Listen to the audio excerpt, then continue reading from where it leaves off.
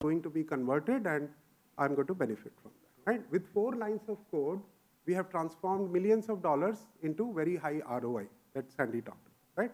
That is the power of thinking about the state and the action, right? The state of the customer, what action to take if you are in this state, right? Just a very simple example, and it starts with interpretation of the data, and customer segmentation is a type of interpretation. Next layer is causality. So when we think about causality, one of the things we do in data science, earlier we were taught, hey, start with data. Wrong. We don't start with data. Where do we start? We start with domain knowledge. So if I have to build a marketing campaign, I'll go to the marketing expert, the chief marketing officer, and say, hey, if you want to run a campaign, tell me what drives conversion of people high and low. And then he will tell me that, I need to know what the customer preference is, which I have already done in the previous slide, right? I know that you like Ola, this cab or that cab. What the competition is running today, Uber is running some competition. What kind of discount you are giving, what kind of messaging you are giving, half off or 50%, buy one, get one free, which channel and what time, right? So now I have learned causality from a domain guy. This is very important. This skill is missing in data scientists. We feel very arrogantly that we know everything. Just give me data, I'll build a model. We start with causality from domain experts. Same thing happens in every domain, right? We want to know why the refinery is going to fail, why the diseases are increasing. We want to know the causal, all possible causes. So that is the causality layer. Once we know the causal factors, domain knowledge, and the raw data of the past campaigns I have run. So now I have past campaigns where I have given certain coupons, certain messaging, certain discount to certain customer who have certain preferences and in certain context of the competitor. With that data now I can build a model. So this is your prediction now. So now we can use the causality and data to build a prediction model. And now prediction is not enough. So this is saying I now have a very accurate mapping between the inputs and the output, the cause and the effect. So the left side is the cause, right side is the effect, right? And now what do we do with that? So that is also not enough. The next layer is explanation. So here is one customer who I gave certain combination of the input and the conversion probability was low. Why was it low? I need to understand that. It's not enough to say how much will the probability will be. I want to know, is it low because of this reason or that reason? So what is the root cause for that? And root cause analysis will become more and more important skill than just prediction, right? Explanation of models will become more and more important. This is coming up in all the GDPR laws. All the AI laws are now saying explain your model. It cannot be a black box. Similarly, if somebody is having a high conversion, I want to know why. Is it because I did a good job on this front or that, right? So now models are able to tell me that this is why this is high or low. Now, the purpose of AI is not to explain also. The purpose of AI is something else, right? So now let's move on to a very beautiful area which data scientists don't think about, which is what I call controllability thinking. If you look at the cause and effect, if you look at the causes, I have now color-coded the causes into 2 colors. The green colors are only observable. I can observe what the customer preference is. I can observe what the competition is doing. But the purple color is control variables. These are the things I control. I can change my discount. I can change my messaging. I can change my timing. I can change my channel. So now what we do, we break causality into 2 parts. Observable part, which I cannot control, and controllable part, which I can control. And this is a very important skill in AI to know what to do, right? And you must have seen those WhatsApp messages. There's a very beautiful quotation that says, oh God, give me the capacity to change the things I can, the courage to accept the things I cannot, and the wisdom to know the difference, right? So we understand this philosophy, right? I got the kids that I got, now what can I do with it, right? I got the in-laws that I got, now what can I do with it, right? So this idea is very profound. Same thing applies here, right? Tell me the whole causality, what part of causality is observability and what part of causality is controllability, right? And this is where the magic starts to happen, right? Okay. So now once we know what control variables will affect the output and the observable cannot be changed. I cannot ask a user to stop the car, then make a phone call, right? In a telecom network, for example. So now we go into simulation layer. So what do? Instead of saying, here is a campaign, I'm an expert, do this. Instead of that, what can I do? I have a causal model. I have a particular customer whose preference I know. I have the current context of what campaigns my competitor is running. So the two green things I can observe. What can I do? I can now play with my control variables, right? I can try this combination, try that combination, try all combinations of control variables. And then what will happen with every combination of control variables, what will I get? A predicted conversion probability. The model will tell me, if you do this combination, you will get this probability. Now imagine I have created an Excel where I have varied all the combinations on the purple side only, because that's all I can control. I get conversion probability. And now if you want to maximize conversion for this customer, which has this preference, you will get a particular combination of the control, right? So this is the power of simulation.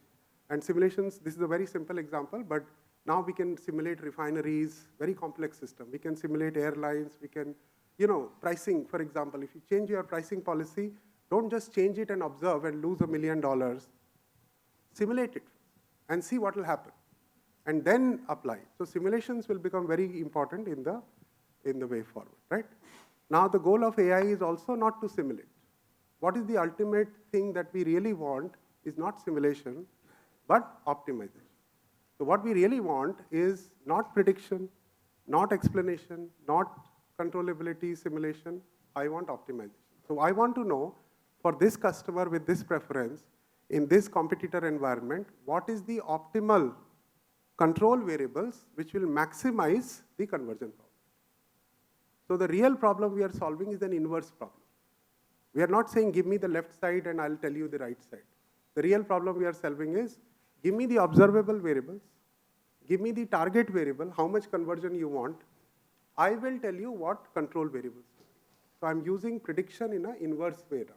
And that is the secret that many people don't understand. We think we are building prediction models, input to output. No, we want target output to optimal input, control input, right? That's where optimization happens. And now what happens? Things are not static, right? People change, they get married, they have a kid, their preferences have changed. Competitor is doing new things all the time, competitor has changed. My budget for marketing has gone down, so my conversion probability requirements have changed. So whenever the green things change, and I can observe the change, right? And whenever my boss is saying lower the conversion probability, my marketing budget is low, what do?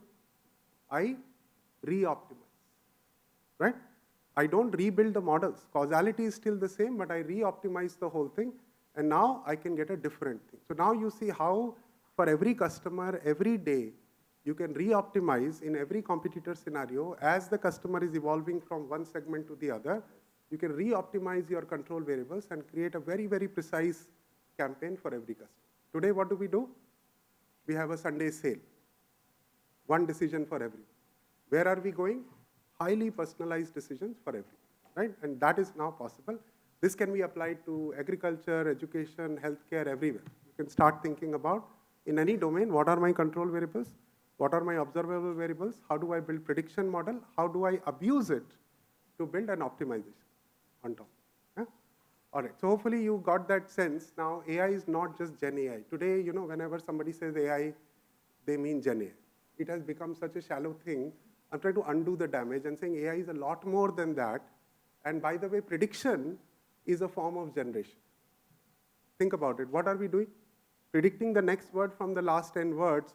Prediction, the framework here, is actually used for generation, right? So it's not part of a separate line, right? All right, so now we'll switch gears. So we understand AI, the philosophy and how it is to be applied. What are the different aspects of AI? Now we'll talk about the next big thing, which is where the products are going, right? Where the ecosystems are evolving. But does anybody has any question? Yeah. Any questions from the audience? Right, so what's coming up next is going to be very industry specific. It's going to be very domain specific.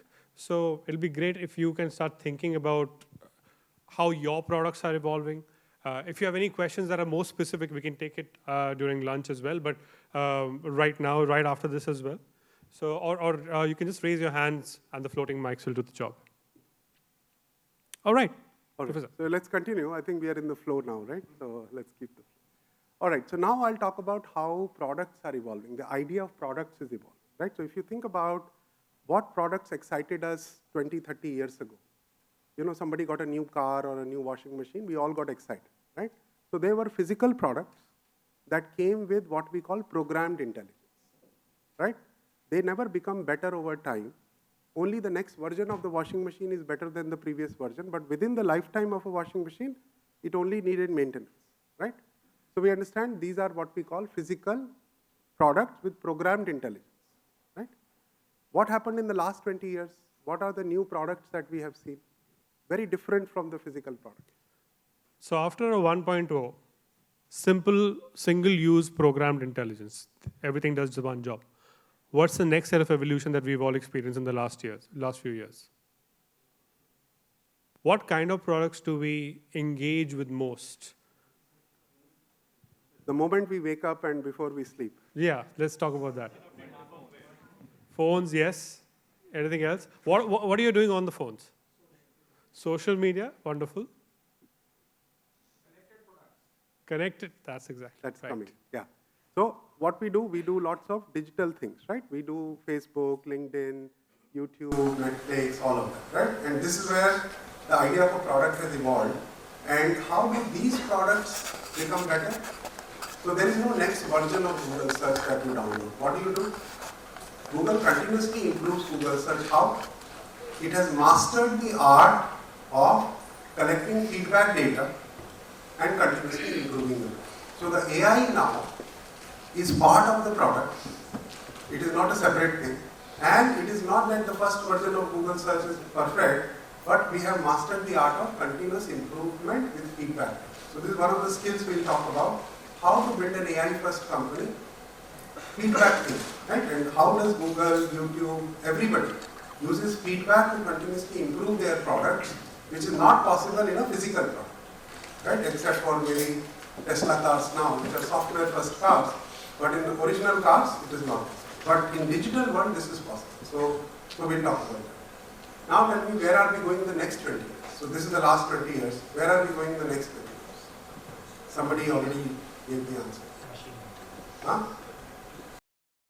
So this second layer I call crowdsource intelligence. Right? If people don't use Google search or YouTube and not click here or not there, Google will never become better. Right? So you see the role of humanity and AI is a very symbiotic relationship. Right? We are giving feedback. Like a parent gives feedback to a child and child improves, we are doing the same thing. Right? That metaphor is very accurate. Now where are we heading next? The next 20 years. Machine intelligence. Okay. So So look at the paradox. Not in terms of AI. Think in terms of what kind of products are we envisioning for the future? Think of the way the complexity has been shown here in products. Starting with a product doing one thing, product being interdependent with us. What's the next piece? And still solving one problem well. Where are we going next? Wearables, okay? Connected. Right? Something which is, yes? Robotics, okay. Products solving everything without needing us. Eventually coming to the products that would just be there and they will do everything that you want them to do without them even asking you. Right? We all want to retire, right? At some point, I have a child now who will take care of me and I'm going to retire, right? So we want to get there. But how do we get there, right? What is the next evolution of products in that? So somebody talked about connected products and all, right? So in my mind, we have already started talking about these products, right? Think about a smart city. One city, right? We just announced some more smart cities in India. One smart city is one product. Not a mall, not a this, the whole city is a product. And you need to make sure the traffic, the pollution, the electricity, the sewage, the water, everything works, safety, security. It's a very complex product, right? You understand? It's an ecosystem product. We are going to use every technology we have ever created and some more to think about these complex ecosystems, right? So the idea is now we are heading towards very complex systems. So smart cities, telecom network is a complex product, right? One cell phone, one tower, one SIM card, one location, that is not complex. But when you put it all together, that's a complex, right? If you think about the whole refinery, you can have components coming from here and there, you are putting them together, but the overall effect is greater than the sum of the parts. That's when it becomes an ecosystem, right? If you think about the agriculture ecosystem of a country, not a drone, not a tractor, not a satellite, but the entire ecosystem of agriculture, right? Supply chain, advisory, equipment, all of that together as a whole, that becomes an ecosystem, right? Healthcare, e-commerce. So we're going to use e-commerce as an example. E-commerce is not a very simple product, right? If you are in that space, it has many, many moving parts, right? So these are all examples of where we are heading next. And we are not ready for this, right? So I'll tell you what we have done to patch together these things and why we are not ready for it and where we need to be in our IT thinking and AI thinking to get it, right? And we'll talk about ecosystem operating systems as the next platform which is going to drive these systems, right? So let's first drill down. I want to talk about this ecosystem understanding is very important, right? So let's take an example of airline industry. Airline industry is a very complex industry, right? So it has many, many systems. So what are the systems in an airline industry? So there is a system to train the pilots, there is a system to train the air hostess, there is a system to fuel the aircraft, there is a system to maintain the aircraft, there is a system to do baggage handling, there is a system for airport security. So we understand what are systems. Systems are very focused things that do what they do best. So these are systems that make up an airline industry. What are the workflows in an airline industry? So when a passenger interacts with the airline industry, what do? We buy tickets somewhere, we go to the airport, go through security, we check in the bag, we get into the aircraft, the pilot flies us, we get the food, right? Baggage handling. So what we are doing is a workflow. Each passenger is a workflow. And what that workflow is doing is touching every system directly or indirectly. We are also touching the pilot training system indirectly, right? So we understand that workflows are the horizontal things that happen. Systems are the vertical things, components. So think of human body, we are made up of 5 systems, right? The respiratory system, digestive system. Oh, what is the workflow? When we eat food, it gets digested, absorbed, energy, all that happens. So it is a workflow. So we understand the difference between workflows and systems. This thinking is missing in data science world. This is coming from the engineering world in some sense, right? So now, what are the systems in a typical ecosystem? This is a very domain agnostic. So one is the system of sensors. Anything that collects data is a sensor. So we have all kinds of sensors, right? Physical sensors, logs of an app is also a sensor. And sometimes I talk about this idea that we are not building products anymore. In the AI world, we are building sensors first. So GPay is actually a sensor. Google search is actually a sensor. Why? Because it is collecting data on you. Who searched what did I show, what did they click? So this is a sensor, right? Who paid how much money where? GPay is a sensor. So anything that collects data, telecom, retail, is a sensor. So what we are a sensor organization. So we need to increase the maturity of our sensor. So that is one system, brings data in, right? Then we have a system of records. What all do we have to save and store? We have to know the master tables, where are all the cell towers, their static properties, then all the dynamic properties, right? Then all the content that is coming, then all the feedback that is coming, then all the models that are running. So we have to store so many things. This is way beyond our idea of a data lake. Data lake is a very shallow idea. We are talking about a system of records which stores all my last 200 years of decisions also and inferences, right? So that is the system of records.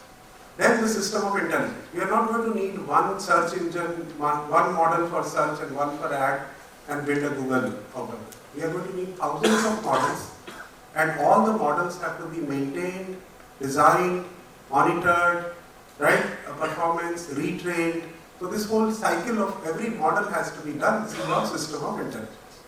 And then we have system of interaction. These are the things where people interact with the ecosystem. So an Ola driver app is another system of interaction. An Ola customer app is another system of interaction. An Ola dashboard that they are looking at in the NOC is another system of interaction. You understand? These are system of interactions. And then we have system of operations. A lot of complex ecosystems are now what we call operational systems, right? Ola, Swiggy, Zomato, these are not just apps. App is only 1%. The whole operations behind them is what makes them work. So these are system of operations. How do we think about all the operations of all types? And what is missing? And whoever has done this well, called the system of integration, is working out well, right? So the old businesses, right, the banking industry, insurance industry, the healthcare industry, the agriculture industry, they have not yet reached the level of integration that airline industry, the hotel industry, the modern industries have, right? And we call this the system of integration. Who will integrate the whole thing? My body integrates all the 5 systems I have. And I'm a person, you don't talk to my kidney or heart or lung, but you talk to the person, right? So what is that system integration is where we will talk about the next. So let's take very quickly example of system of sensors. So I'll focus on retail domain and we'll go through all these systems, right? So what are the things that you collect in a retail world, right? So every time a new product is added to a catalog, you generate a sensor, right? Every time a new store is opened, every time a new customer joins your network, you create more records, right?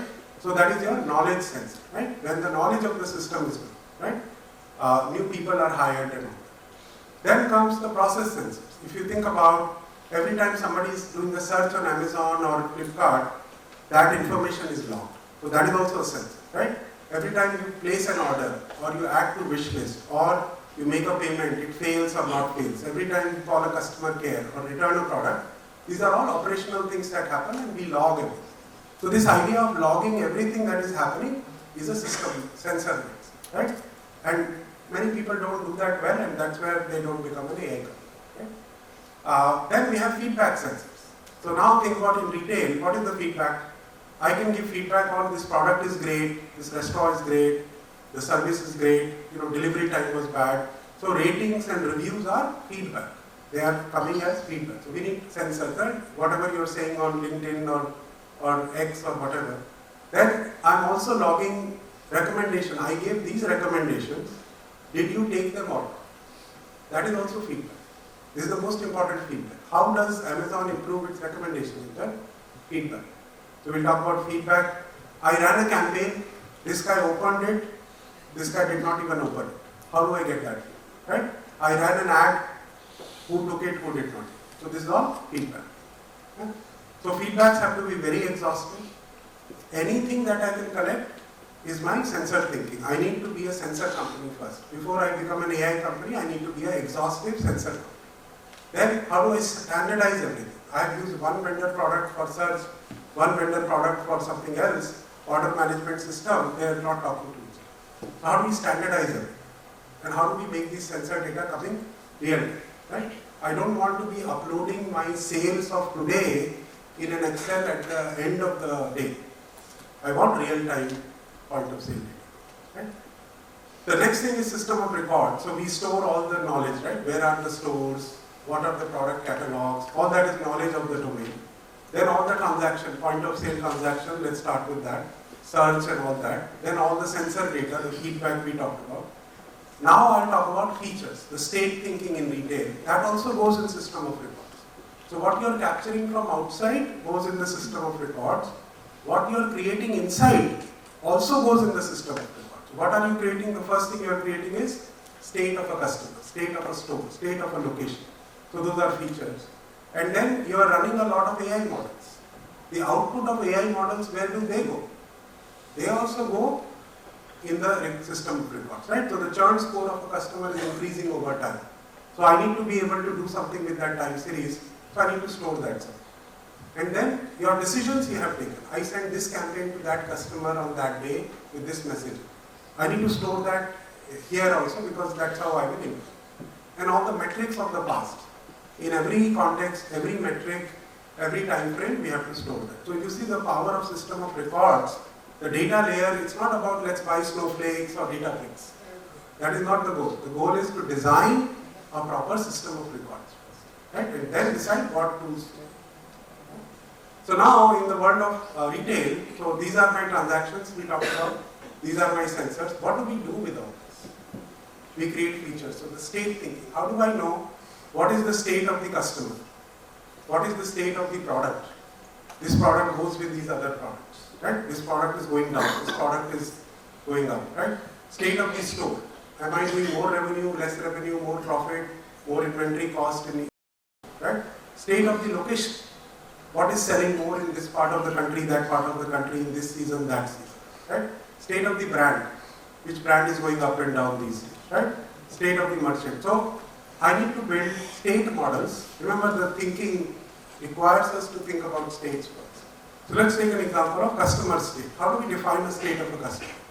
So let's say one customer is there, you are looking at their historical data, and you are an Amazon or a GeoMart or whatever.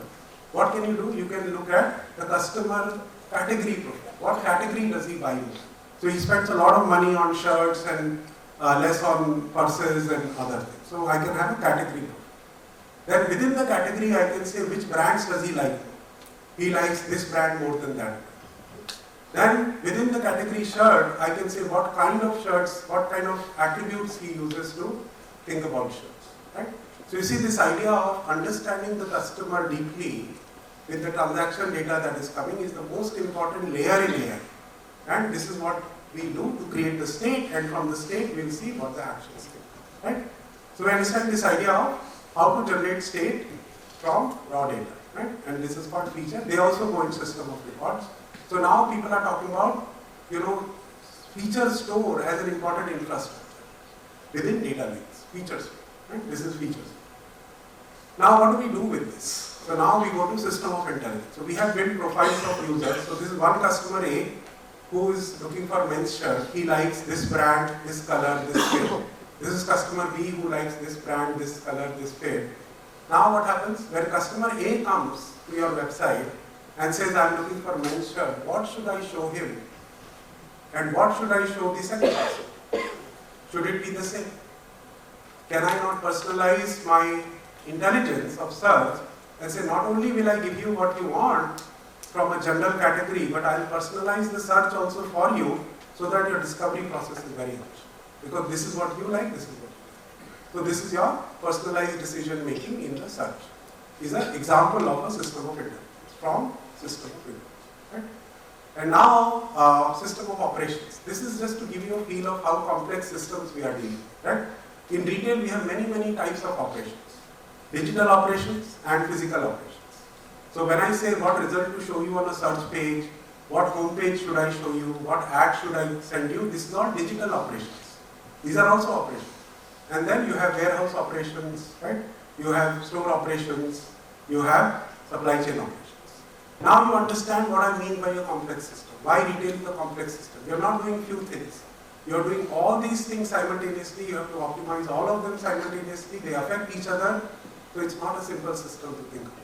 So I keep telling Sandy, if you keep thinking about use cases after use cases, you will never become a platform company. You will only solve use cases. The problem is each use case is related to another use case, right? Your inventory management and what your campaigns are doing should be connected to each other. You cannot send a campaign for something and you don't have inventory. You understand that in a complex system, things are connected to each other. So we need to build that kind of a global thinking, top-down thought process, and that's what senior leaders are supposed to do. Design these things top-down, right? Then we have system of integration, and this is where we want to talk about how to put all these things together. So search is happening, it is producing an event called orders. What do you do with that? You do demand forecasting is another workflow. What do you do with that? Also, order has come, you have to decide from where to deliver this product. Where inventory is high, demand forecasting is low, I should deliver from there. Then you also need to build the profile, we saw an example of that. And then that profile has to personalize your search, your home page and everything. Now tell me which workflow is missing, the most important workflow in retail. Anyone? Billing is part of orders. Customer. No? Supply. Supply. So if you have stores and they are not supplied with replenishment, we call it, right? So that is another. So what is the skill of a senior leader in an organization which is not partitioned into silos is that if everybody comes together, right, the operations guys, the data guys, the AI guys, the marketing guys, and we sit down and we design this workflow first for the organization, right? And what you will design in Amazon is exactly the same that Flipkart will design, because retail is retail. You understand this idea of workflow design, and workflow thinking is more important. Now, where is AI in all this? You see that everywhere there is AI, right? So when we do allocation optimization, when we do personalization recommendation, AI is everywhere. So my biggest lesson for you today is AI is not a separate thing. It's not a separate thing. It's not an afterthought. It's part of the whole workflow thing. So what we need to do, we need to go back to the whiteboard, start designing these workflows from scratch, and this exercise we'll do later, and see what part of these boxes are AI boxes, and IT boxes, and data boxes, and operation boxes. Because the workflow is a combination of all. So we understand this system thinking. We have a question. Shailesh, actually, if you look at today things, Yes. there are so many discrete systems that run on a retail. The biggest challenge is the interoperability of a data exchange that happens between one system to other. Exactly. Right? I think that's one of the biggest challenge that Exactly. all retail face Completely. across. Not the only world retail, also. every industry is struggling with it. Struggling. The second important other challenge is the physical and the digital layer Yes. are on very different together. Very distinct. Yes. Very true. Right? So a very simple example, in a Kirana store, if I want to do inventory, how do I do it today? I count, acha, itne toothpaste, this much, this. Well, what can I do with digital physical? I can just take a photo of my shop and automatically the inventory should come. Right? So I think we need to bridge the gap, and most important what you mentioned, the interoperability is a big issue. AI is not a big issue. So you understand the reason we are not able to AIfy our organization has nothing to do with that, oh, I don't know how to do AI. It has everything to do with how to do integration. And that is the most important thing that I have learned in the last 5 years. Every company who is struggling knows how to build demand forecasting model, churn model, this model. That is not a problem at all. But they spend 90% of the time saying, where is the data? If I build this model, who will consume it? So I don't have integration backward and forward. And this is something that Mr. Ambani called me one night, 11 o'clock during COVID time, and said, Shailesh, you are building the brain for me, but where is the body? The body is the system of operations, the system of data, right? Our body has two systems, right? The sensory system and the motor system. If the brain is not connected to both them seamlessly, what will the brain do? That is the problem. You understand? So we cannot think of brain outside and everything else. This is where the next session will talk about integration. Yeah? I have one quick Yes. question. If Yes. you can go back to the slide, please. Yes,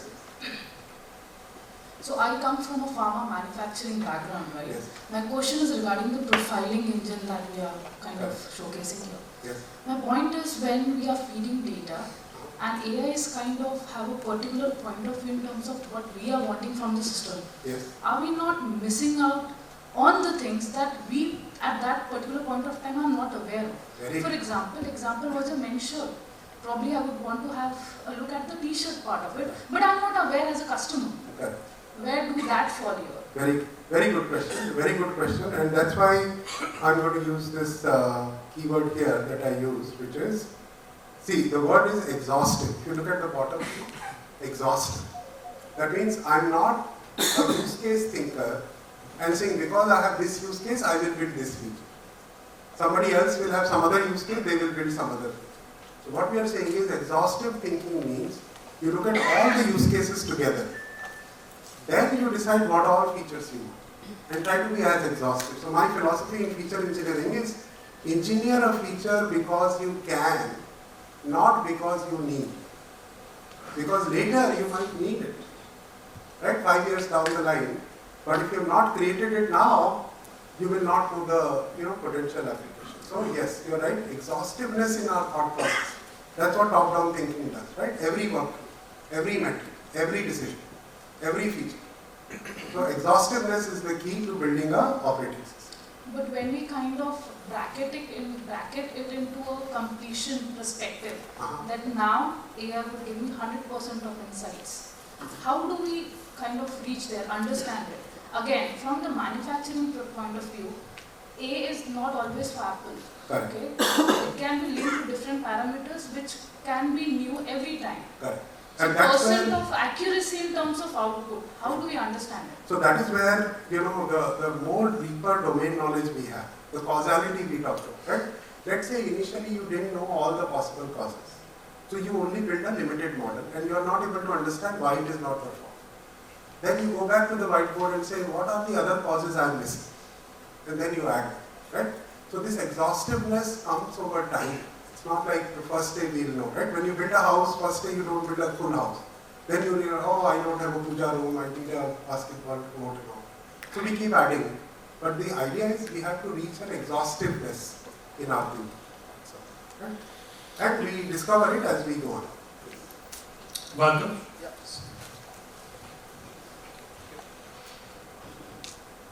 So related to that, I think one of the things that I was noticing was, because AI is saying what has happened, what we have learned. In this example of retail, how are we capturing competitor actions, market trends, what the future may say, right? Because like the shirt example, we said, oh, this is what the customer has selected, I have learned from that and I'm recommending again the same thing. But maybe the trend is changing or is expected to change. How are we building that sensory and that intelligence out here to then predict that and then adapt based on this? Very good question, right? Related to that question, the answer is the same. Be exhaustive in your sensor thinking. Be exhaustive in your feature thinking. Right? So the idea is this is not a complete list of workflows. That is not a complete list of sensor data. Right? That is not a complete list of features. Right? We need to be very exhaustive and say, what is the data in the public domain that I need? What is the data that, let's say in Ola, we had a very interesting observation that our demand forecasting was not working out. And we realized that weather data plays a very important role. Because when it is too hot or rainy, people don't want auto, they want an AC car. We were not using that in our models, therefore it was not going well. So as soon as we added that, it's a third party data. So when we say data, we don't mean only our data. We mean competitor data, public data, weather data, calendars, everything is data. So therefore the keyword is exhaustive. The more exhaustively you think about data and features, the more exhaustive and complete your overall design. So to add to it, I just want to know if more historical data is collected and you give it to AI and you look at the trend. Do you want to convey that will make more sense and give me the reason to identify why this change came historically? And the moment I try and learn those changes, I think that can also help me move ahead and take decisions right on time. Yeah. Make sense? Yes, and changes can happen at an individual level, customer may have changed, or at a market level, right? So every 8 years, US economy goes through a crash. So when I was there, we built a FICO model, the credit scoring model, and there was a distribution of credit scores. And when the whole economy crashed, the whole distribution moved differently. Then we had to rebuild the model for a new scenario. And this is what happens, right? The world is dynamic, we have to adapt both at an individual and at a system, right? So you're right. So I'm going to, just close questions for now. I know it's very, very exciting, but we're going to keep questions for when Professor has a plate full of food. That's when he's most entertaining. But for now, I want to close this section at least because we're very close to the end, Professor. So we'll close with workflows for now. Yeah. So now we talk about workflows, which is how the horizontal things happen, how the systems work to deliver value, right? And what we have done, we have already seen a workflow, right? In retail, we have seen 5 workflows in a system of integration. So example is already what you've seen. So now we think about different types of workflows. Every organization, every country needs the same set of workflows, types of workflows. So one is execution work. When everything is normal, right? Somebody ordered a product, you do this, you do that. SOP is a normal execution workflow. 80% of workflows are execution workflows. Exceptions happen all the time, right? The flight is delayed, the pilot is sick, customer has churned, employee has quit. So in every domain there are exceptions. Can you predict the exception ahead of time and intervene before they happen, or are you reacting to them after they happen? This is what makes a difference between an AI company and a non-AI. Non-AI companies observe exception, react to them. AI companies predict exceptions, intervene before it. Right? That is the thing in the expansion workflow. Where should I open my next cloud kitchen? Where should I open my next store? What product feature should I add in WhatsApp? What customer segment should I go after? These are all expansion. How do I expand my business? Right? Efficiency workflows. Am I running my plant at the most peak efficiency? Is Ola running at peak efficiency? Lots of cars here, demand is here. That means efficiency is here. Right? Cloud kitchen is somewhere outside, I am delivering it 20 kilometers every time. Efficiency is here. What does efficiency mean in your system? How do we create proactive systems to detect inefficiencies and figure out the root cause and solve for it? Right? So efficiency workflows do that. How do we explain why the efficiency is low? Why this should be the next expansion? Why this is the exception? And then evolution workflows help me continuously evolve all my AI models. Right? So how do I keep evolving my AI? So let's take an example of this workflow. So how do I think about workflow? Workflow is like a complex thing. How do I break it down into simple things? So there are only two things we have to think about. And this example I drew when there was this incident when there was a boy in a PG hostel for a girl, and he was stabbing the girl, and we were able to watch this on the video captured live, but the video was so dumb it could not do anything in reality. What is the point of having videos all over the country and then having a human look at them after the incident has happened and say, no, I will arrest you? What should an AI first security system do? Right? So here's the workflow. So imagine all these cameras are there. So these are the events that are generated. Every 1 minute of video is coming somewhere. And now we are able to detect actions. AI, this is the AI system of intelligence. Then we are able to say, is it a normal or a harmful action? If it's a normal action, don't do anything. If it's a harmful action, imagine every camera now is coming with a siren. It already has power. Immediately I raise an alarm. And also go and detect faces. Because now there is a harmful action, privacy is out of the window, I access Aadhaar database and see who this person is. And then I say, I know who the perpetrator is. And within 30 seconds, I can tell this person is committing this crime in this location to the authority. There is no human sitting in the loop watching all the videos all the time. AI will do that and I will identify the victim and notify them. Right? So what have I done in this workflow? I have only done two things. I have what we call events, right, which is data, and I have functions, which are the orange things. So the workflow is defined only in terms of nouns, which are the events, and verbs, which are the functions. Right? So what are your nouns and verbs? How will you stitch them together to create work? It's very simple. And some of the nouns, functions are AI functions like detect faces, detect action are AI functions. Some of them are operational functions like sound and alarm or notify authority is an operational. You understand that a workflow is a combination of different types of systems coming together, and who is going to design this for your organization? That is what the skill is. And you already have the domain knowledge to design these workflows. Right? Alright. So last slide, and then we'll take a break or something. Yeah. So how do we think about a workflow completely? Right? So the first question is, why am I doing this? What metric is it powering? Then, what decision it is powering? All organizations are decision organizations, trying to drive certain metrics. Right? Whether it's a country or a company, we are all metrics and decision organizations at your level. Right? What decisions are we driving? For those decisions, what predictions do I have? For those predictions, what models do I have? For those models, what features do I have to create? And we saw examples of all this. For those features, what data do I have? Transaction data, and what static data do I have? And then what triggers this work? So, right, there's a trigger for every workflow. A point of sale happened is triggering one workflow, 5 workflows, right?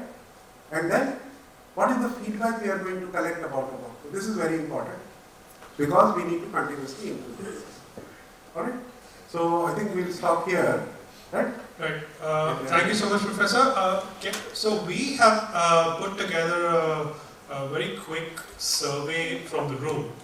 just to understand where your organization is. And the results of the surveys, they're not going to be shared with everyone. We're just going to email the surveys with you for you directly. Can you just go directly to the QR code?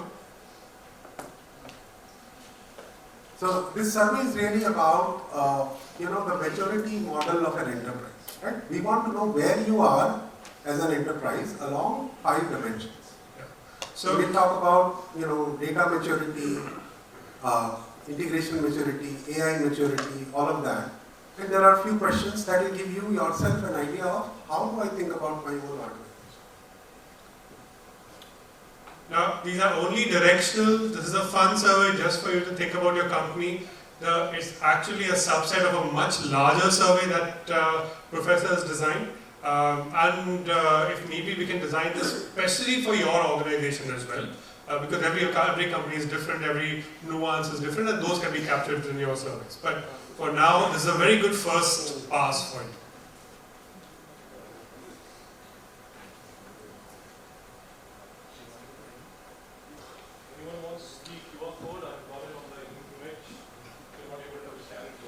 Have you got it all? Yes? Anybody hasn't? No, it didn't work? We'll get the code to you. We'll get the code to you. Okay. For anybody who hasn't, please let me know, and we will sort this out in another half an hour. But in the meantime, thank you so much, Professor. I hope it was as enlightening as it was for me to be transfixed even on the stage with him. So yes, thank you. Thank you, Professor.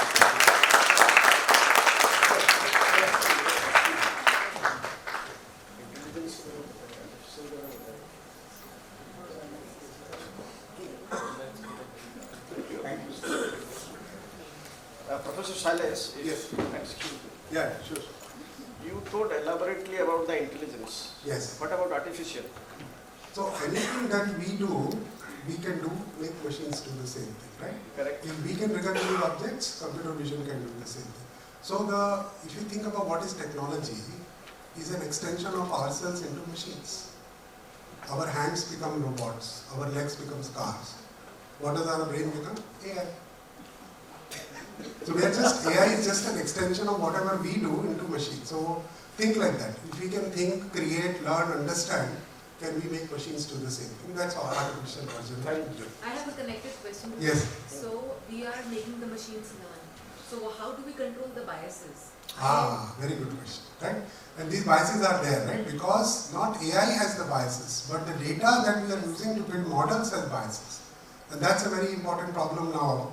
Now, let's say in the past, in a country, black and women did not get loans earlier.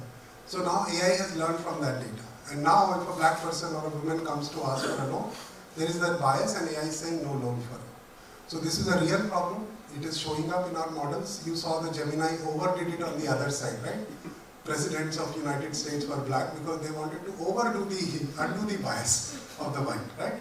So this is another tuning that we'll have to do. And we're going to learn that this is a problem, and we're going to keep both from regulatory framework and research. We'll detect the bias and correct for it. There are systems to do it now. One of the biggest areas of research is this now. How do you do better AI? Yeah. Professor Shailesh, just one last question. Yes. Amit here. Like we have seen in the products, there are products with low quality and products with high quality. When we are talking about AI, ultimately it's all about the budgets. How much companies investing in the budget to build that robust AI. Are we looking at a scenario of low-cost AI and a high-cost AI? Yes. See, everywhere, Sandy talked about ROI, right? If I invest this, what will happen?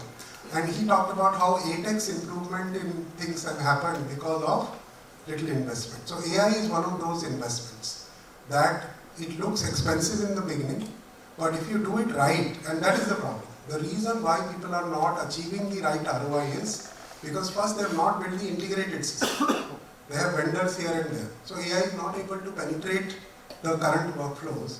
So you are not seeing the ROI. So the real reason for ROI we have diagnosed, if we build a system first approach, then we will start to see ROI. And wherever people have applied point solution, they have seen ROI. So there is proof, but we don't know how to AIify systematically. That's what this whole discussion is going to be. Yeah? All right. Thank you. All other questions, and Professor has food.